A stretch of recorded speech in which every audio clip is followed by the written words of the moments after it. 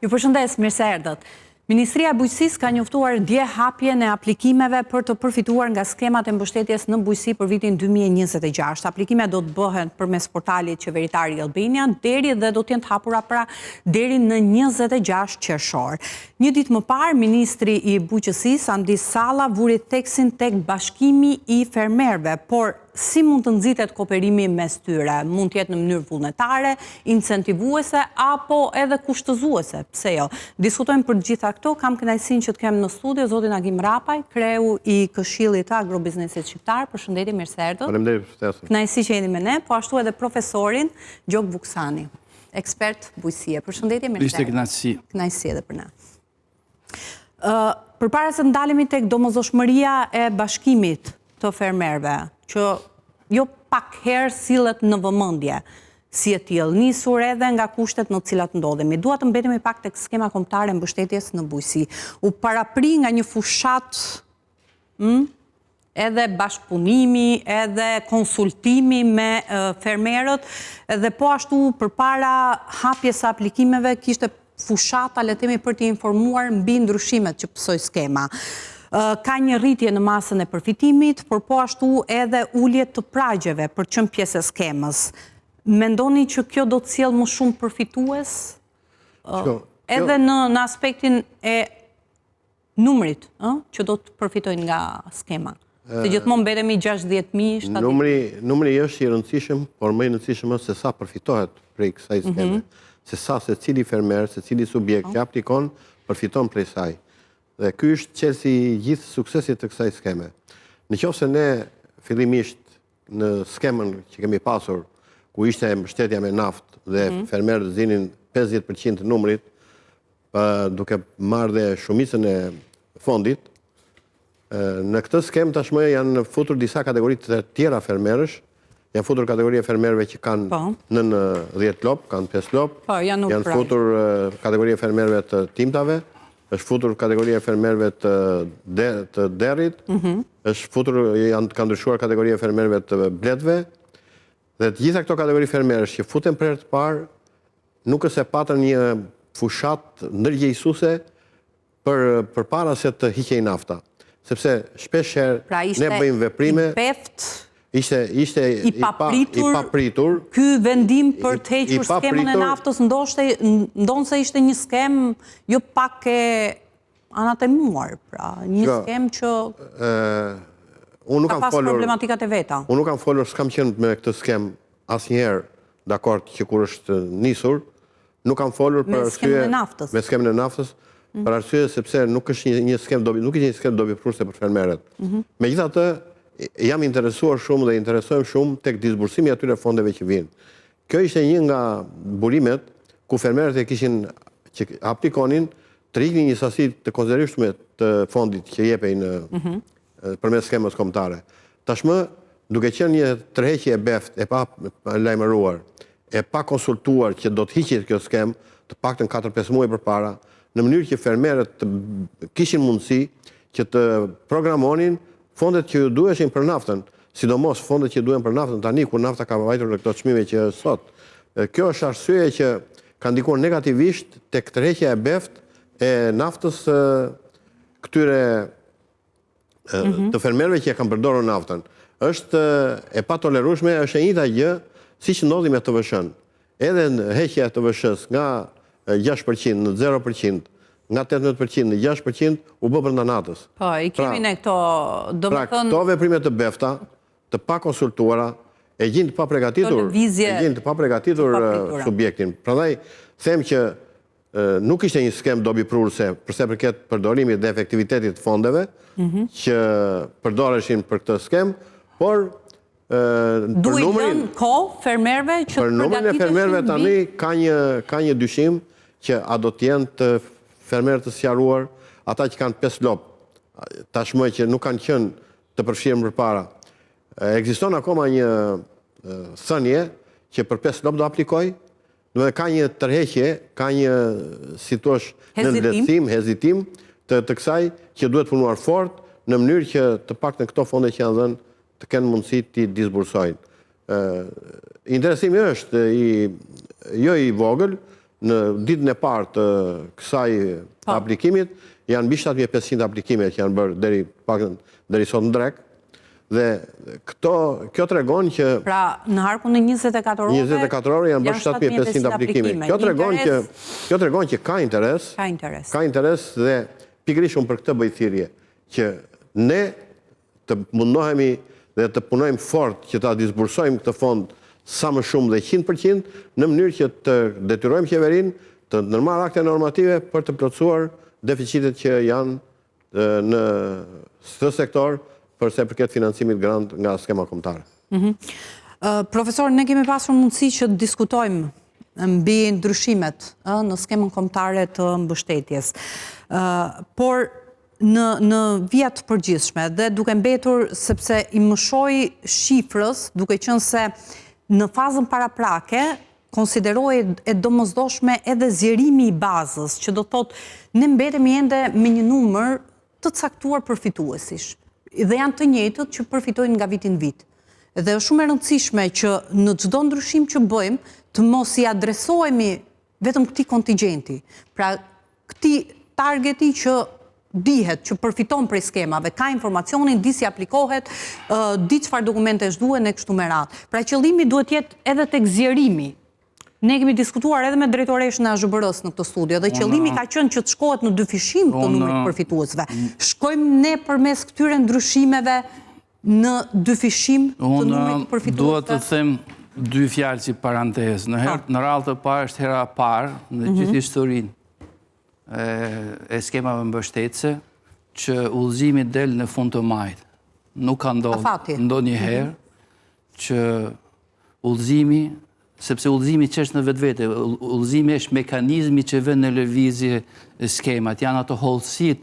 Ka dalë vendimi i Këshillit Ministrë, udhëzimi përbashkë Ministrisë Bujqësisë dhe Ministrinë e Financave përcakton gjithë procedure që kryhet. Pra, është hera e parë që del në fund të majit. Vonesa. E thënë më thjesht, kjo vonesë nuk është thjesht një burokraci që ndodhë të Ministria e Bujqësisë. Kjo është lidhur me aktet konkrete që ndodhen në terren. Pra, ka ikur mbjedhjet e pranverës. Pra, fermerët ose e kanë punuar, ose se kanë punuar tokët dhe nuk kanë patur asnjë mbështetje nga qeveria shqiptare. Madje ka qenë edhe frika këto që tha edhe kolegu im, që ka qenë edhe frika që do bëhet. Do hiqet skema naftës, do vendosë skema naftës. Pra, kanë qenë para një pasigurie të jashtëzakonshme fermerët, dhe si pas informacionet që kam unë, kjo ka sjellë një lënje masive djerë të tokës. Ky është momenti i parë. Momenti i dytë... Pra, kjo vonesë dhe gjitha këto pikpyetje që mund të kenë pasur lidhur me skemën... Momenti i dytë, për t'ju përgjigjur pyetjes tuaj. Nuk mund bëhet një skema mbështetëse kombëtare me mbledhen 5 veta një zyrë dhe thëjmë ne mendojmë kështu. Jo, se u parapri, u bën 23 takime konsultative. Ma lejoni ju lutem. Takimet konsultative unë vi nga fusha e shkencës. Takime konsultative me fermerët janë për të marrë, si thuash, informacionin bazë se çfarë mendojnë. Po zgjidhja për plotësimin e këtyre nevojave bëhet vetëm nëpërmjet studimeve. Pyetja që ngritet dhe ngri unë, sa njerëz do përfitojnë nga skema që mbështetësim mbi 3 hektar tokë? Sa fermerë do përfitojnë nga kjo skemë? Ka një studim para? Unë po themi shifër. 96% e gjitha fermave shqipërisht janë poshtë 3 hektarësh.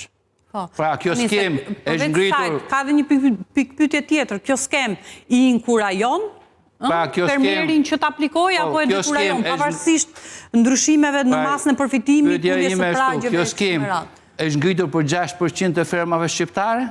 Pra, kjo është baza, shtëria e bazës që thot ministri, apo drejtoresha e AZHBR-s, apo dikush tjetër, pra nuk ka asnjë lloj logjike. Dhe për të ardhur tek çësia konkrete, ne duhet ta themi që në kryet herës se gjitha ato shifrat, sepse rrisiesh janë rritur shifrat, nga 10.000, 12.000, nga 12.000, 15.000 lekë të reja. Po. Ideja është përgjedhët nga 1.000 në 100. Neni 5 i vendimi i Këshillit Ministrave e xeron këtë rritje. Sepse thot, në qoftë se sasia parave që janë vënë në dispozicion për një skemë caktuar është më e vogël se numri i aplikimeve, atëherë bëhet një plotpjestim. Pra asnjëherë fermeri s'ka marrë dhe nuk do të marrin shifrat maksimale. Prandaj edhe në udhëzim, edhe në VKM është bërë shumë mirë nga pikpamja ligjore deri në 15.000 lekë, deri në 12.000 lekë. Pra janë vendosur sepse në realitet, fermerët që na ndëgjojnë ne apo na shikojnë e dinë mirë se asnjëherë nuk kanë marrë këto shuma të plota. Për të ardhur të vazhduar çka ka kjo skemë mbështetëse. Ti urojmë mirëseardhjen, duke të kërkuar ndjes. Ti urojmë mirëseardhjen sepse është bashkuar me ne në studio edhe Bruno Musaj sipërmarrës. Përshëndetje, mirëse. Falenderoj për ftesën. Kënaqësi që me ne. Për të ardhur tek kjo skemë, a shkon në një kahë me politikat të përbashkët Bashkimit Evropian me kapin? Pra ne, nëse keni parasysh, kemi uçan gjitha televizoret e Shqipërisë, duke thënë integrimi evropian, integrimi, përgatitje për tregun e përbashkët evropian. Kjo skemë shkon në këtë ka? Ku takohet dhe ku ndahet? Ku takohen? Ka një pikë takimi. Po, unë po them që ka 3-4 probleme serioze përsa i përket krahasimet me kapin 2023-2027. Në radhë parë nuk ka asnjë politikë të veçantë për fermat e vogla. Politika e Bashkimit Evropian deri në 10%, ku flas për Francën dhe për Gjermaninë, ka një politikë të identifikuar për fermat e vogla.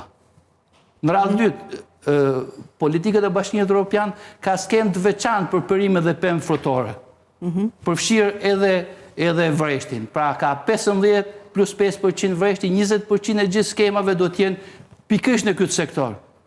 Për mendimin tim kjo skemë ka 0. Edhe një skemë që ishte për mbështetjen e kultivimit të serave, u hoq pa në studim.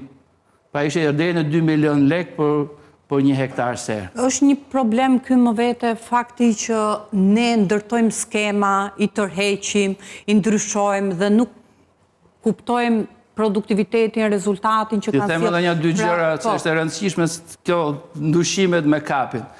Tjetër, kapi thotë që 25% e gjithë fondit do t'jetë skema friendly me mjedisin. Po, mjësore me mjedisin. Mjësore me mjedisin, pra që ne të plotësojmë ca kushte të cilat jetë mjësore me mjedisin. Nuk ka. Ka politikat veçanta për të rinjt, veç skemat e mbështetjes, këtu është munduar. Po, fermerët e rinj që kanë mbështetje grante. Fermerët e rinj. Pra, domethënë, skema është e vonë, është ngritur pa një studim paraprak dhe nuk shkon në drejtimin si thush e përgatitjes tonë e standardeve që kërkohen nga Bashkimi Evropian. Te këto ndryshimet që bëhen, pra në skema që rimeren aspektet caktuara si që ishte ajo e TVSH-s, ju e sollët në vëmendje zoti Rapaj, TVSH-ja, po ashtu e naftës, që në një moment caktuar pa u vlerësuar çfarë ndikimi ka dhënë, çfarë impakti kanë dhënë ndër vite, për të justifikuar heqjen e tyre dhe për të ndërtuar një tjetër skem që mund të jetë efektive duke vlerësuar nga disa parametra. Pra, se ne shpesh bëjmë këto ndërhyrje injektime, le themi, në skemë dhe ndërkohë që nuk dim se ku do na çojnë këto ndryshime. Ata jemi në një pozitë tani të vështirë. Që ti bësh analizën në kësaj skeme tani është sipas të vjelës. Kjo tashmë ka marrë formë ligjore, është mbyllur si proces. Në parim, po. Është mbyllur si proces dhe nuk do të humbas kohën më me këtë. Goxha vërejtje kemi për këtë skemë. Mirë ishte që këto ti kishin trajtuar përpara, por ka ngel tani më mbrapa. Ne kemi trajtuar, no? Ne kemi sjellë në mënyrë të vazhdueshme, edhe në këtë hapësirë. E rëndësishme është të theksojmë që ato dy sentenca ligjore që përmendi profesori, lidhur me deri në këtë shifër, natyrisht që do ballafaqohen me ne. Në kuptimin cili do jetë ballafaqimi. Ne nuk do të heshtim dhe do të këmbgulim fort që me disbursimin e fondit, dhe po arritën fermerët të disbursojnë fondit dhe në fitore shumë e madhe, qeveria të nërmarrë një akt normativ, në mënyrë që të gjithë ata që dalin fitus, të kenë mundësinë të përfitojnë nga kjo skemë. Se po nuk u bë dhe kjo, atëherë ne do të kemi pastaj, do të na dalin tamam të gjitha këto vërejtje sikur kanë qenë të bëra me qëllim. Tani në këtë moment kjo skemë që net na çoi në pikën kur për shkak të rritjes së masës, pra mbështetjes, gjithmonë duke ju referuar skemës, 1.000 lek nga 1.000 që ka qenë për gjedhët në 1.200 lek për krerë, të imtat nga 1.200 në 1.500, për bletët nga 1.000 në 2.000, pra ka 2 fishim, dosët që janë futur për herë të parë, e kështu me radhë, po ashtu për fermat me 5 lopë, me 50 krerë të imta për qenë pjesë e skemave, pra këto janë risit. Rezikon kjo në kushtet kur ne jemi me të njëjtin fond, rezikon kjo të na zgjeroj bazën e përfituesve, ajo pyetja që unë e parashtrova që çfarë pritet sjell, rezikon që të zgjeroj bazën por të minimizoj mbështetjen në logjikën që secili merr nga pak. Nga i therime. Po, secili merr nga pak. Zgjerohet mbështetja, por kufizohet, zgjerohet pra numri përfituesve, por kufizohet mbështetja. Ne do të nxisim fermerët që të aplikojnë masivisht. Të aplikojnë masivisht për arsye që ne ta disbursojmë këtë fond sa më shpejt që tjetë e mundur. Është impresionuese dita e parë. 7.500 fermerë deri sot është goxha impresionuese dhe kjo tregon që fermerët e kanë interesin. Dhe unë duhet të shtoj akoma më shumë që të shtohet interesi, sepse fonde për të mbështetur këtë skemë, realizimin e kësaj skeme, qeveria i ka, dhe unë besoj që në të gjitha rastet kur do të kemi një diskutim të buxhetit që do të bëhet her pas here, ne ti bëjmë presion qeverisë që të rrisë fondin në mënyrë që të mos ta ndodhin këto ngërçet që na kanë ndodhur nga vitet e kaluara. Unë besoj që numri fermerëve tek skemat, tek bujqësia, tek blegtoria, që kanë ndryshuar pragjet nga poshtë do të rritet. Sepse kuptohet që do të ketë më shumë fermerë, sepse shumica e fermerëve janë shumë të vogla. Dhe kjo besoj më bën të atë, por ky është një perceptim. Nuk është një studim që ne kemi bërë. Është një perceptim për arsye duke nisur nga logjika e çështjes. Ndërsa nga pikpamja e disbursimit të fondeve, unë besoj që vëmendja duhet përqendrojmë dhe ne po e përqendrojmë vëmendjen tek këta fermerë që aplikojnë për herë të parë, që janë fermat me 5 lopë, që janë ata që u shulur pragu. Do t'ishte, unë kam tentuar edhe përmes Instat që t'identifikoj, pra të kem të dhëna se sa mund të preken. Nuk ka dhëna për këtë. është shumë e vështirë, sepse edhe mungesa, në munges të një censi, që duhet t'ishte paraflirë dhe këto ndryshimet. Ka një shifër në qëse për parafërt, që rreth 70% të fermave të lopëve janë poshtë 10 lopë.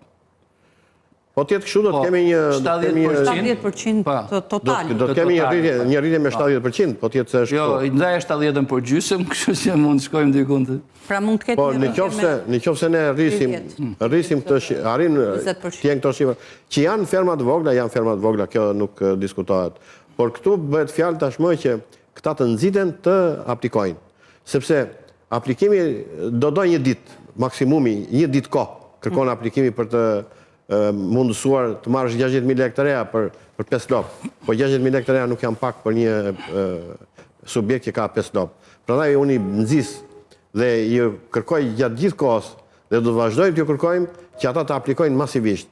Që ne ta vëmë qeverinë përballë faktit të kryer të disbursimit të 52 milion euroje dhe pastaj të kërkohen fonde. Në fakt nuk janë 52 milion euro. Janë 25 milion euro që shkojnë për skemat mbështetëse për fermerë dhe 25... Jo, nuk janë logjika ndryshme. Jo, e njëjta logjikë për disbursimin është dhe për ata.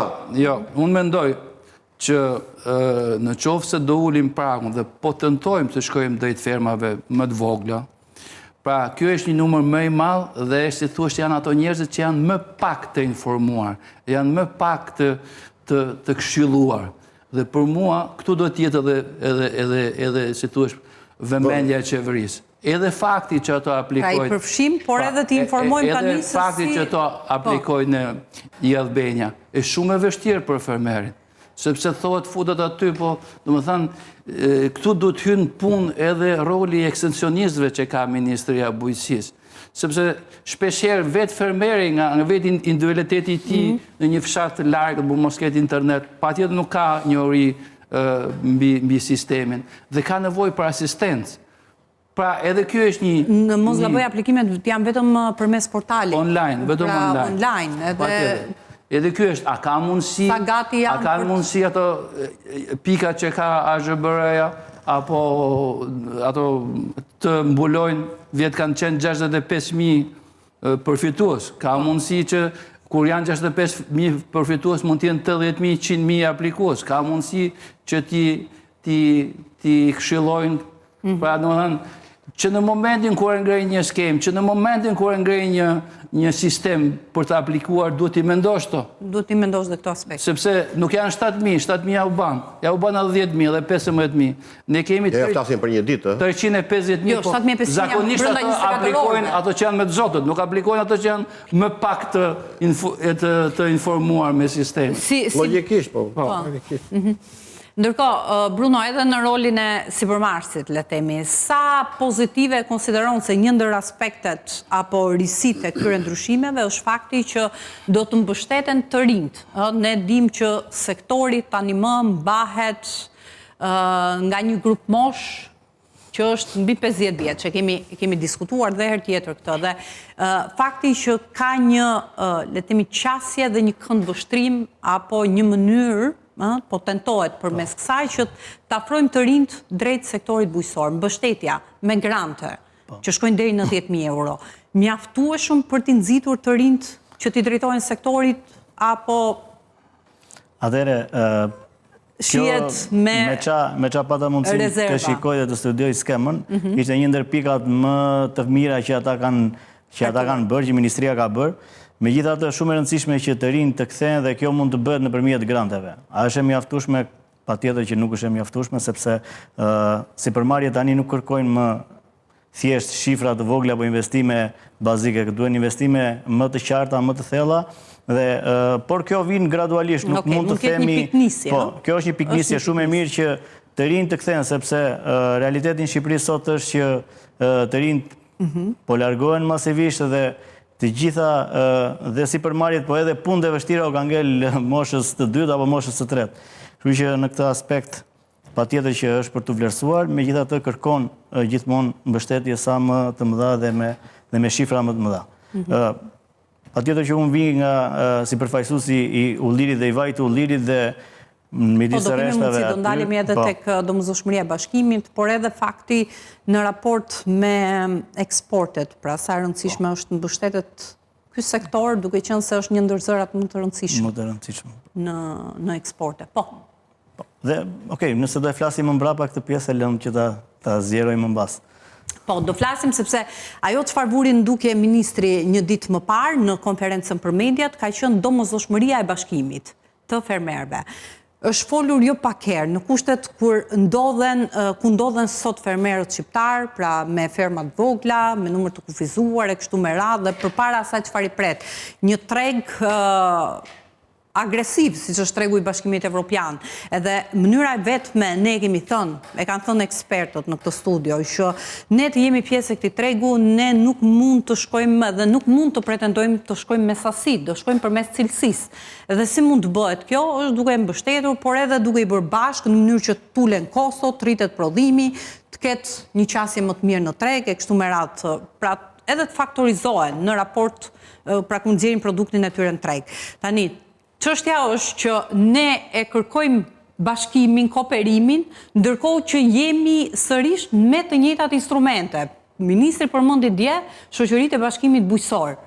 Pra, a është e nevojshme që po, e bashkëpunimit bujqësor. Tani, a është e nevojshme që duke e vendosur këtë si prioritet, ne të injektojmë mënyra të reja për ta bërë një gjë të tillë, pra për ta mundësuar një gjë të tillë, sepse do ndalemi nëse duhet bërë kjo kushtëzuese, incentivuese apo vullnetare, është tjetër gjë, por në pikpamje të parë, duhet që ne të injektojmë forma të tjera për të nxitur bashkëpunimin e fermerëve?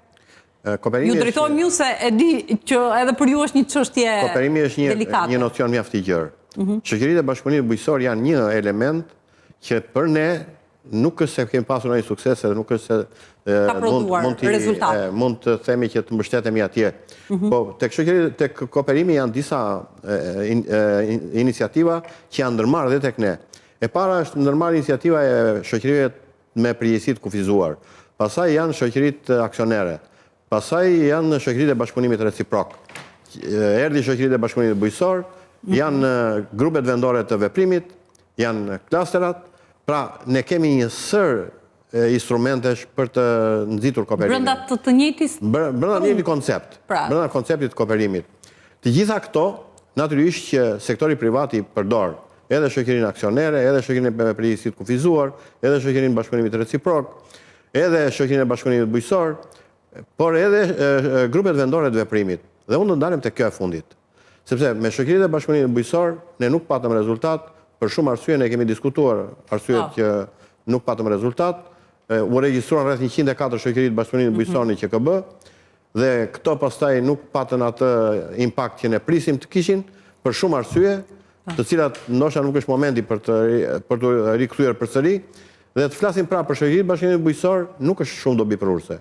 Ne do të flasim për ca mënyra të tjera të kooperimit, sepse ne tashmë e dimë sakt që edhe fondet e Bashkimit Evropian që do të vinë në vijimsi, do të vinë për ato grupe dhe për ato subjekte të cilat janë të kooperuar. Për subjektet individuale që nuk plotësojnë kriteret, që nuk plotësojnë kriteret, nuk do ketë financim. Dhe 75% e të gjithë fondeve të Bashkimit Evropian i destinojnë pikërisht njësive të prodhimit, organizatave të prodhimit. 25% pastaj kalojnë për investime.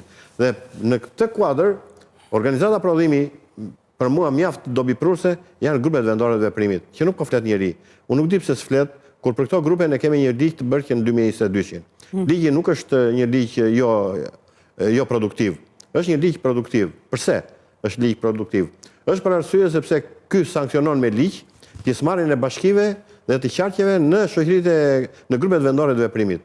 Minimumi është 20%, maksimumi është 49%. Pra, grupet vendore të veprimit, në dallim nga SBB-t që kanë të pamundur për të marrë pjesë si aksioner, ky grup vendor veprimi është i ndërtuar në mënyrë të tillë që e bën aksionere bashkinë ose qarkun. E dyta, shumë e rëndësishme është që grupet vendore të veprimit janë organizata jo fitimprurse. SBB-t janë organizata fitimprurse. Duke qenë organizata jo fitimprurse, ato çlirohen nga një sër taksash që janë sot jo të vogla për bujqësinë. Tashmë, po të shikosh grupet vendore të veprimit kanë edhe disa aktorë të tjerë që janë të përsaktuara në ligj si ndërveprues. Është universiteti, akademia në tërësi që është pjesëtare e vazhdueshme dhe ligji parashikon detyrat që ka universiteti në këtë proces. E treta është donatori. Dhe një nga donatorët ka qenë që në fillim fare që ka punuar, por tani po punon një tjetër donator me grupet vendore të veprimit, që është UNIDO, për cilësinë dhe standardet. Sepse brenda grupit vendor të veprimit, një halkë shumë e rëndësishme është njësia e menaxhimit të cilësisë, që grupi vendor i veprimit mund ta realizojë dhe ta sanksionojë brenda strukturës vet. Ka një tjetër element që vendimet merren nga poshtë lart. Domethënë, vendimet që merr grupi vendor i veprimit janë vendime që ato nuk është se i kthen dot dikush tjetër për sa i përket objektit dhe veprimtarisë që ka përcaktuar sipas strategjisë grupi vendor i veprimit. Në dallim nga SBB-t, grupi vendor i veprimit ka një strategji afatgjatë, sepse nuk mund të krijohet pa pasur një strategji afatgjatë për zonën ku bashkëvepron. Dhe realisht ai bashkëvepron në një zonë jo të vogël. Është minimumi. Sa kemi aktualisht? Ne kemi deri tani është krijuar në Shkodër, është në proces krijimi në Shkodër, ka përfunduar në Vlorë, në Sarand, është në proces në Korçë, ka përfunduar në Berat, është duke punuar në Gjirokastër dhe është duke punuar dhe në Lushje. Pra, ne mendojmë që në 12 qarqet minimumi të kemi nga një grup vendor veprimi. Që mbulon sa fermer? Që mbulon nga 10.000 fermer deri 150.000. Jo, nga 10.000 banor deri 150.000 banor. Dhe këtu fermerët janë pa kufizim. Pa kufizim. Ka një numër. Nuk ka një numër të përcaktuar. Por, duke pas parasysh këtë formë të re të kooperimit, unë nuk kam parë që kjo të gjenjë një mbështetje dhe do doja që në këtë skem, që krahas SBB-s të ishte edhe grupi vendor i veprimit, të ishte pjesë si aplikues. Është përcaktuar vetëm SBB-ja. Por SBB sa janë? Po marë maksimumi 20. Me 20 SBB ne do ta përballojmë gjithë disbursimin e fondeve në rang grupi. Ne patëm një eksperiencë dhe një mënyrë ose një model kur ishte problemi për të disbursuar fondet për që u dhanë për mbjelljen e grurit, për nxitjen e mbjelljes grurit, që u përcaktuan pas konfliktit në Ukrainë. Po, pas konfliktit në Ukrainë, u legjitimuan disa grupe fermerësh të cilët nuk ishin të sankcionuar me në një vendim gjykate. Bashkimi fermerëve dhe u bën rreth 300 sa grupe. I referoni 2024? Edhe viti kaluar. Jo më pak se 7 fermerë. Po, jo pak, po, kooperime. Që jepte mundësi të përfitoni 100% të mbështetjes dhe të aplikoni të parët. Ishte një iniciativë që u la sërish. Nuk është lënë në këtë Nuk është përmendur. Nuk është në këtë skemë. Po, nuk është përmendur. As kjo. Prandaj them që ne du të shikojmë kooperimin. Ajo ishte një, e tregoj që kishte, prodhoj disi rezultat. Ishte viti parë, vitin e parë... Nuk prodhoj ajo, ata prodhoj kooperimi. Dhe kur flasim për kooperim, themi që vetëm në këtë mënyrë, duke u kooperuar, ne mund të arrijmë të disbursojmë fondet që janë vënë në dispozicion dhe të tjera që janë të nevojshme. Mirë, do të avjojmë diskutimin lidhur me domosdoshmërinë e bashkëpunimit pra e kooperimit të fermerëve, ka publicitet dhe rikthehemi.